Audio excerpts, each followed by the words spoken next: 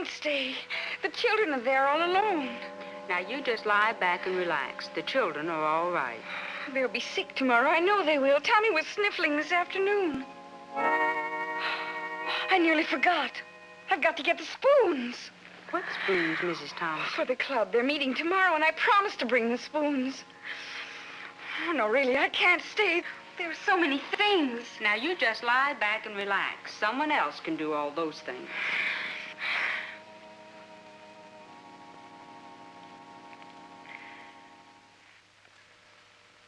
No, you needn't come by here, George. I'll come there to the hospital. Just as soon as I can. Yeah, that's right. Okay, George. We'll have to finish that letter some other time. I've got to go to the hospital. George Thompson's wife has had a stroke or something. Debbie Thompson? She's awfully young to be having a stroke. George says he thinks she's been doing too much lately. She sure looked tired the last time I saw her. She's always so involved in so many things. Guess that'd get anybody down.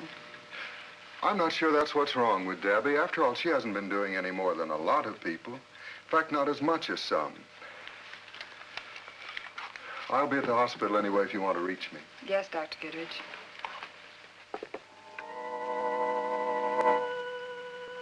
That's the way it happened, Pastor. There she was, sobbing, hysterical, shaking all over. I've never seen anything like it. You think it could be a nervous breakdown? Well, of course, I'm no physician, George, but from what you've told me, I don't think it's quite that bad. It is a severe emotional reaction of some kind. What did the doctor say? Oh, he hasn't said. He told me to wait out here, and he's been in there ever since. Oh, I feel so useless. If only there was something I could do to help Debbie. Well, you've done all you can do for the moment. Yes, but I'd like her to get well without all this waiting. There must be some kind of new drug. George, I can tell you this much. No matter what the doctor does, this is the sort of thing that takes time. Oh, yeah. Sure.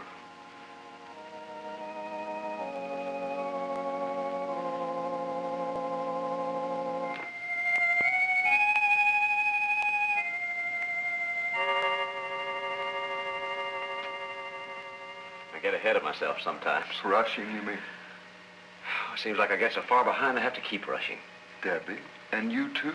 Yes, Debbie and I both seem to be caught up in a way of life that moves faster than we can travel. George, have you ever learned to do the one step? The one step? Oh, well, sure. I used to be a pretty fair dancer in my college days. I'm not talking about dancing the one step. I'm talking about living it. Living it every day. I don't follow you. I think it's a basic principle for living that I like to call the gospel of the one step. It's the principle of doing one thing at a time. One thing at a time. That's right. It's a basic formula for success and happiness in home or business or social life, in fact, anywhere and all the time. And to try to live any other way is to flirt with trouble because, well, you get to the place sooner or later where you can't go on. That's right. If Debbie could have learned to do one job at a time and finish that before she started another, why, I bet it would have made all the difference in the world. Here lately, she's tried to do so many things all at once that she just never got any of them done. It certainly can be discouraging to a person. Oh, yes, it was to Debbie. Then she worried about so many things. What happened yesterday, what might happen tomorrow. She worried about sickness. Even though I have a good job, she's always been nervous about finances. George, when Debbie gets back on her feet, I want you to tell her about a clock I have in my study. Someone gave it to me a long time ago and described it as a philosophical clock. Philosophical clock? Yeah, there's a legend concerning this particular clock that when it was first set out, it got to meditating upon its future and its job. It began to realize that the job of a clock is to tick, and that meant it would have to tick twice every second. And that would be 120 times a minute. And that would be 7,200 times an hour. And that would be 172,000 times a day. And that would be 63 million times a year. And if it stayed on the job for 10 years, that would be 630 million ticks, and it just collapsed in a nervous heap. But when it came to, it had a moment of rare insight and realized that after all, it would only have to tick once at a time. And so now, after more than 50 years, the philosophical clock is still going strong.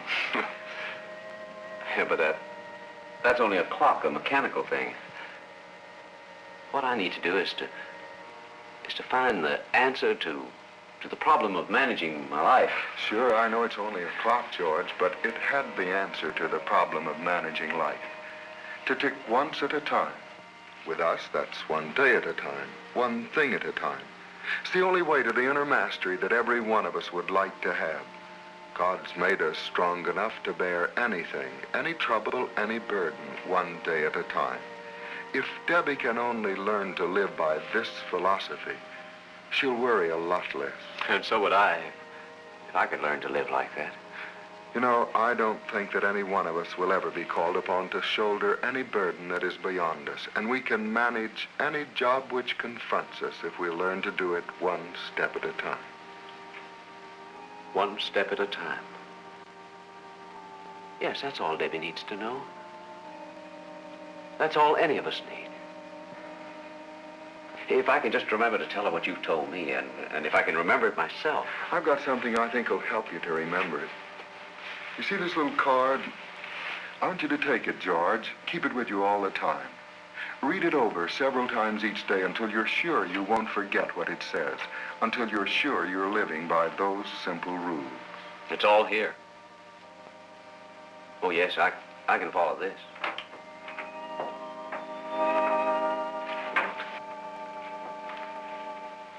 She's resting now, and she's going to be all right. Pastor, I'm certainly glad that you're here with George. Thank you, Doctor. Is there anything at all that I can do now? No, not now. She's in a state of nervous collapse, completely exhausted. I've given her something to make her sleep, and she's pretty drowsy already. But, George, you can go in for just a minute. And, George, you know, Debbie has got to take things a lot easier from now on. Oh, yes, I know. It's all right here on this card. Dr. Goodrich has been telling me how we ought to live. I only wish that you and Debbie both had seen Dr. Goodrich earlier. I don't think this would have happened if you had. But she's going to be all right, and I'll stop by and see her in the morning. Oh, thank you, Doctor. Oh, won't you come in too, Doctor? No, you go on in now. I'll see her tomorrow, George. And if there's anything you need, call me at the church. Thank you.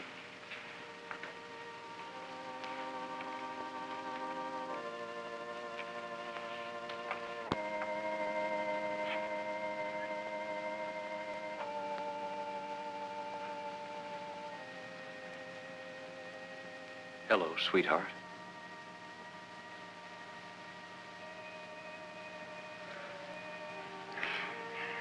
I feel so limp. I'm kind of dopey. George, don't be surprised if I say something awfully silly. You can say anything you want to, silly or not. Things are going to be different. I've been talking to Dr. Goodrich, and he's been telling me about the one step and about a clock that didn't want to tick. Debbie, I'm going to teach you the one step. It's all right here on this card. Everything's going to be just fine. The pastor taught you the one step. Clocks that don't want to tick. Why, George, you're just as dopey as I am.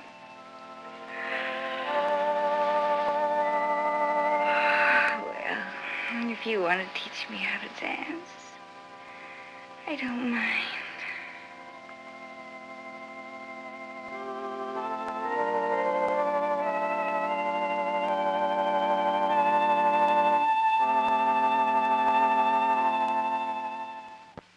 Yes, Debbie will learn the one step. It won't solve all of her problems, but at least it will be a beginning toward a better understanding of how God intends us to live in this world. Perhaps she and George will help each other to understand how God doesn't allow troubles or sorrows or heartaches that are too much for human hearts to bear, provided we learn how to bear them. A part of the answer is in this simple philosophy of the one step. Do you remember the card that I gave George in the hospital? Here's one like it, how to do the one step. It lists 3 simple suggestions. First, resolve to see your work, your task, no matter how big, in terms of one day's work, one duty at a time. Second, resolve to handle any trouble or sorrow or temptation for this one day. And third, resolve to take one step now toward being a better person. Take that one step, and you'll have the power to take the next one. And on the other side are some verses and lines which ought to be memorized. If you'd like to have one of these cards for your own purse or pocketbook to take with you all the time, then simply take a postcard and address it to the pastor in care of the station to which you're listening, and it will reach me. On the other side of it, at the top of the card, write one step, and then your name, your address, your city and state. Remember to write one step at the top of the card, and then your name, your address, your city and state, and address it to the pastor in care of the station to which you're listening, and I'll see that one is put in the mail to you immediately. You know, there's a line in the hymn, Lead Kindly Light, which speaks of the one step. Listen for the words, I do not ask to see the distant scene, one step enough for me.